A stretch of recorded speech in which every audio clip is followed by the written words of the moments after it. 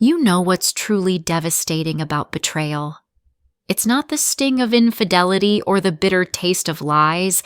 It's the moment you realize the person you trusted most in the world, the one you'd have staked your life on, has spent years constructing a labyrinth of deception so intricate, so deliberate, that it makes your entire reality feel like a cruel illusion. And the cruelest irony? I, Sophia Reynolds, a cybersecurity expert who spent her career dismantling the most sophisticated cyber fraud schemes, couldn't see the betrayal unfolding under my own roof. Not until that day. It's 7:43 p.m. on a crisp October evening in 2025, and in 17 minutes, this opulent conference room at the Four Seasons in Boston will become the stage for a reckoning. Emily Thompson sits across from me, radiant in a $12,000 Carolina Herrera dress, its deep emerald fabric catching the chandelier's light like a siren's lure. She's laughing, tossing her auburn hair, discussing the latest trends in IT security with a confidence that borders on arrogance. She has no idea her carefully curated world is about to implode. For the past 4 months, I've been meticulously documenting every stolen glance, every secret rendezvous she's had with my husband, Nathan. Every single one. I'm no stranger to uncovering secrets. My job at Sentinel Systems is to hunt those who think they're untouchable in the digital realm. Over 15 years, I've cracked hundreds of cyber fraud schemes, helped the FBI nab dozens of criminals, and built a reputation as the woman from whom no truth can stay hidden. My colleagues call me the Bloodhound for my knack for sniffing out digital footprints others miss. But the ultimate irony? While I was chasing criminals in the virtual world, the real crime was unfolding in my own bedroom, orchestrated by the man I loved and the woman who's now sipping champagne like she owns the room. This is the story of how a tech titan and a cybersecurity prodigy met their karma in front of Boston's technological elite. It's about how one encrypted flash drive transformed a glitzy tech forum into the epicenter of Massachusetts's most explosive scandal. And it's about how I, Sophia Reynolds, learned that sometimes the hardest truths to uncover are the ones closest to your heart.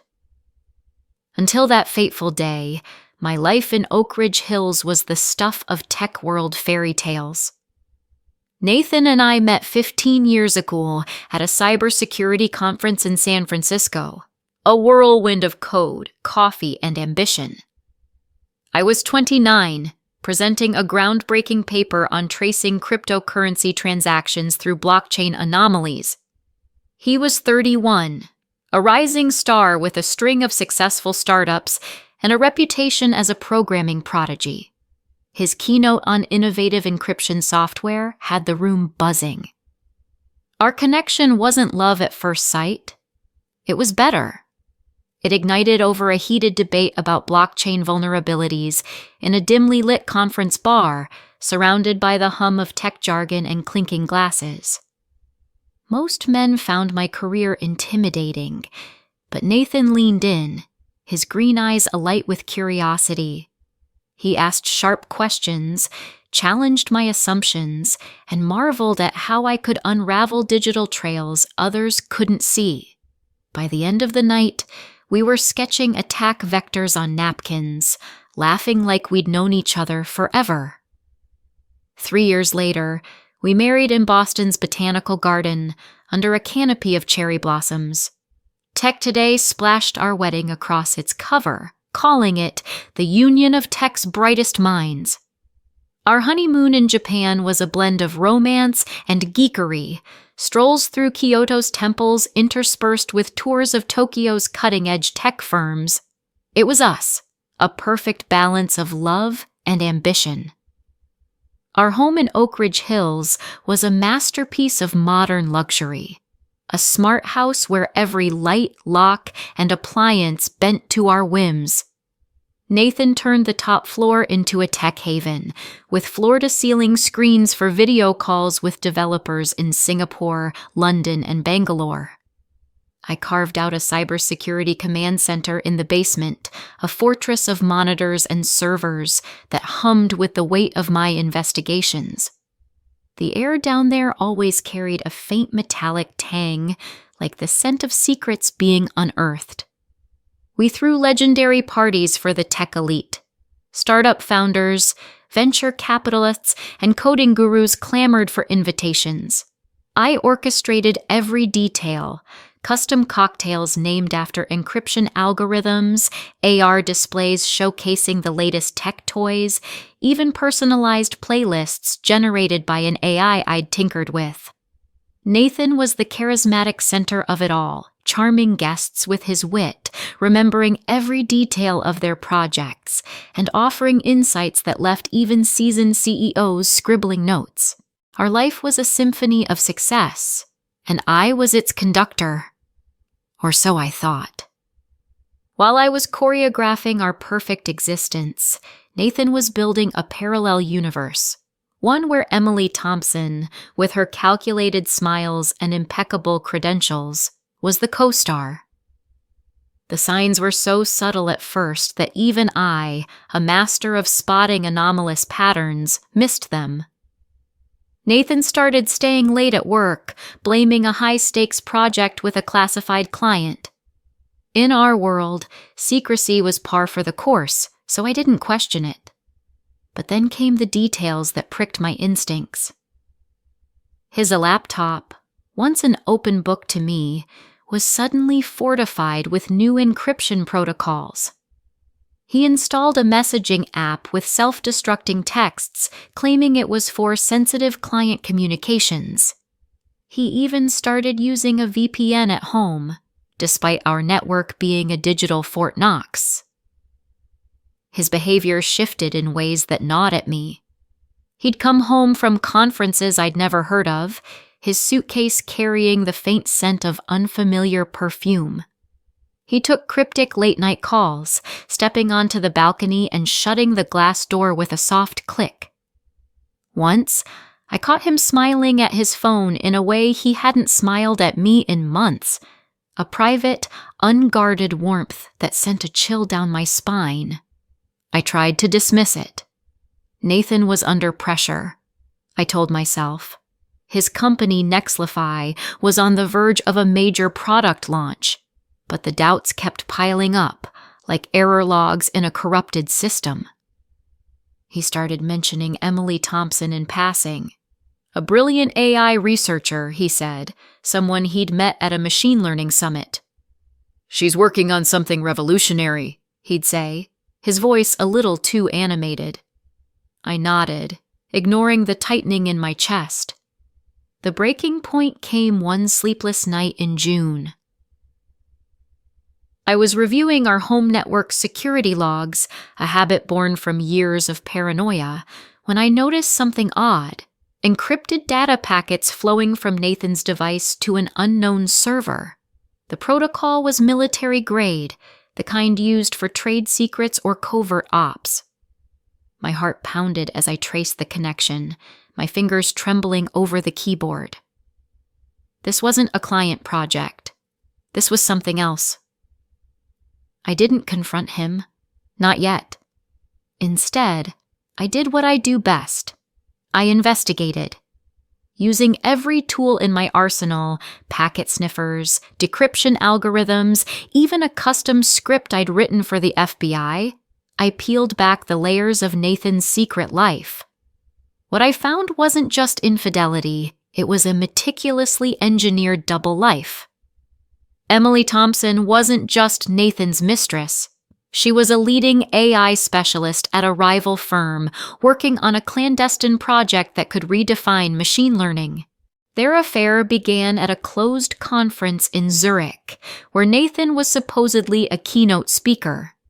In reality, it was a cover for their first rendezvous, a stolen weekend in a lakeside chalet, documented in encrypted emails I cracked after hours of brute force decryption. The deeper I dug, the uglier it got. Emily was married to Andrew Thompson, CTO of CyberGuard, a cybersecurity giant.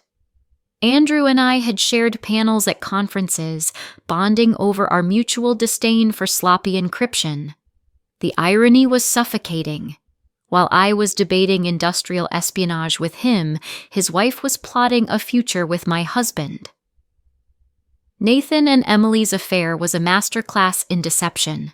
They used burner phones, pseudonymous email accounts, and a custom-built messenger that erased messages after 10 seconds.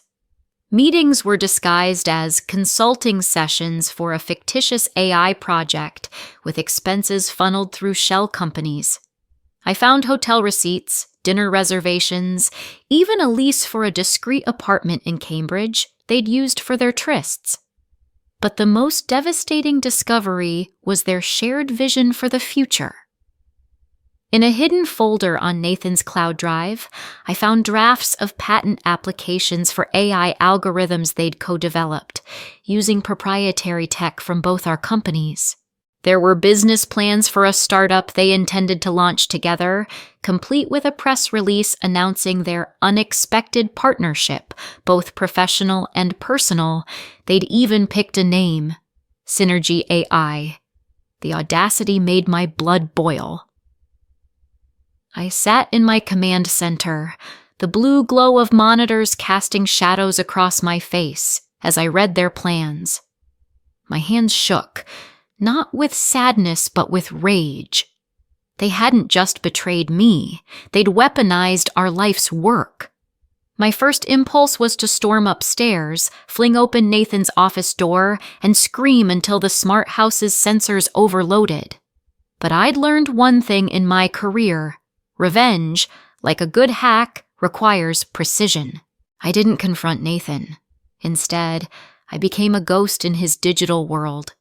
I installed keyloggers on his devices, tapped into his encrypted chats, and mirrored his cloud drives. I bugged their favorite haunts, a cozy French bistro in Back Bay, a speakeasy in the South End, using micro-recorders disguised as pens. Every late-night call, every whispered promise, every illicit transaction, I captured it all. My evidence folder grew into a digital arsenal, each file a bullet in my chamber, but exposing them privately wasn't enough. Their betrayal had been a public performance, played out in the tech world's spotlight. Their downfall needed to be just as visible. The perfect stage presented itself. The annual Cybersecurity and AI Forum, Boston's premier tech event. Nathan was set to deliver a keynote on protecting corporate secrets. Emily would unveil a new AI system. The irony was almost poetic. I spent 2 months planning my counterstrike. I joined the forum's organizing committee, leveraging my reputation to secure a prime role. I insisted Nathan's and Emily's talks be scheduled back-to-back, pitching it as a thematic bridge between security and AI. Behind the scenes, I coded a program to hijack the conference's main screen, a digital guillotine that would display my evidence at the perfect moment. I tested it obsessively, ensuring no one could interrupt the sequence. The night before the forum, I barely slept. I stood on our balcony, the Boston skyline glittering below, and rehearsed my plan.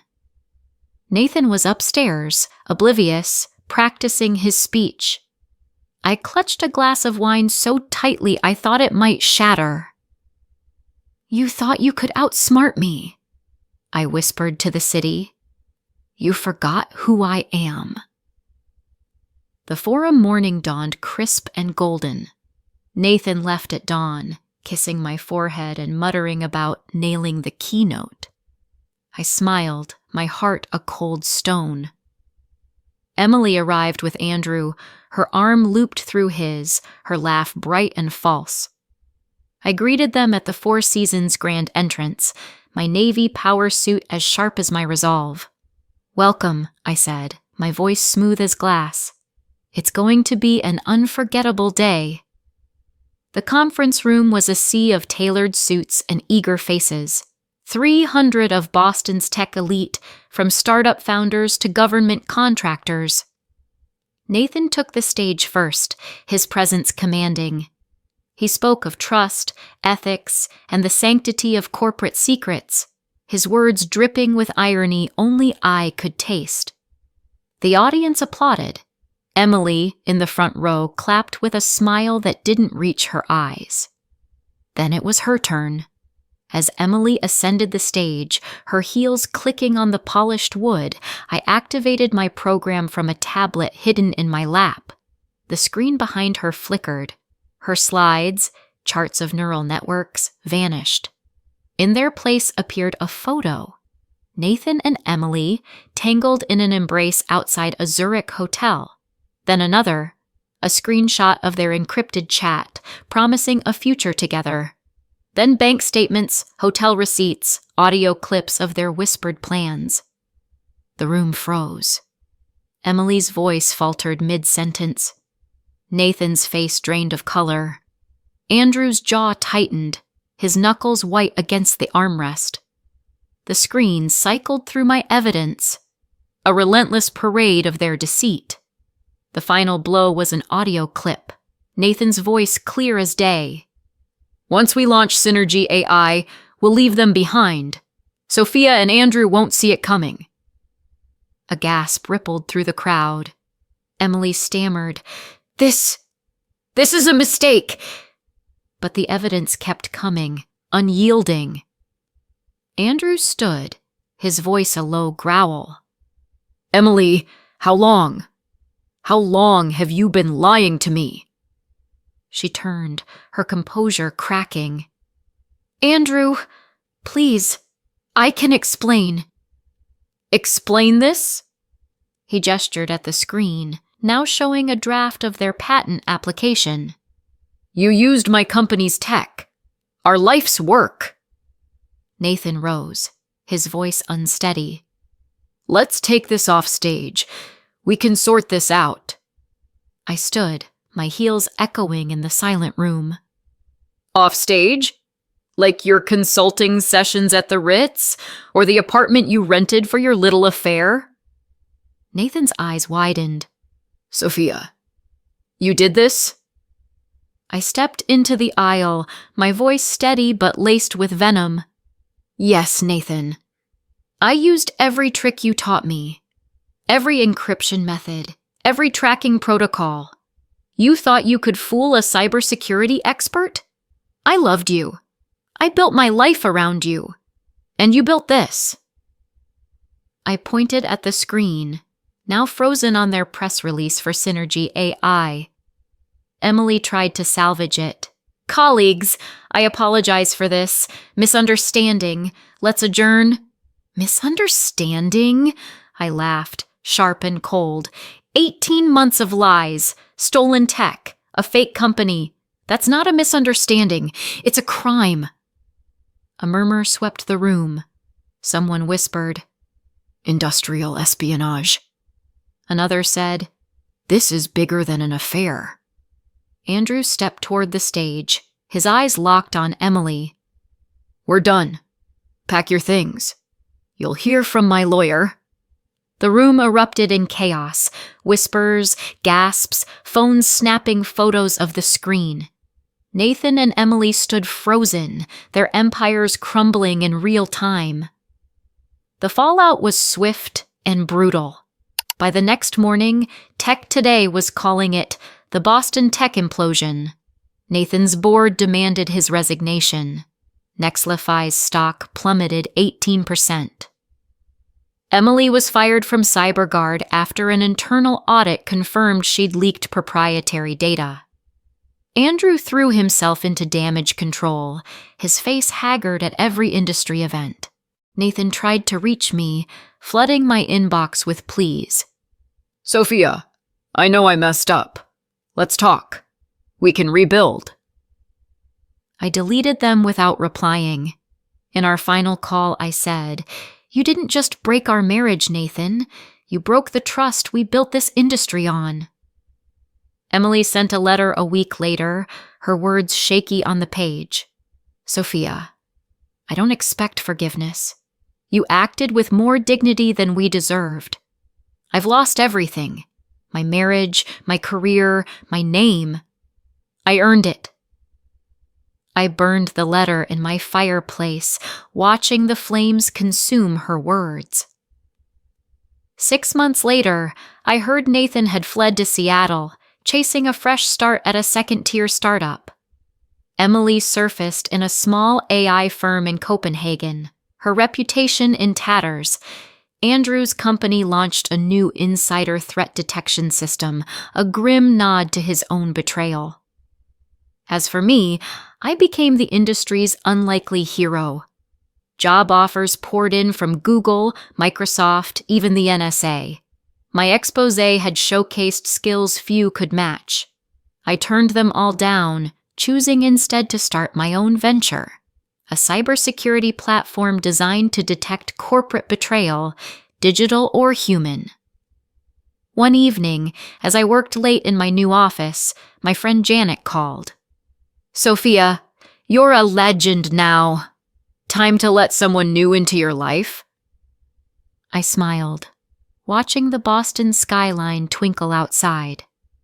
"I'm happier than I've ever been, Janet. I'm building something real, something that's mine. And this time, I'm the one writing the code."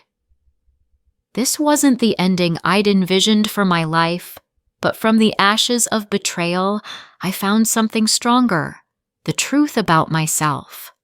And that's a foundation no one can shatter. Did you like the story? Write your opinion in the comments. Don't forget to subscribe to the channel and turn on notifications so you don't miss the next interesting story. See you tomorrow.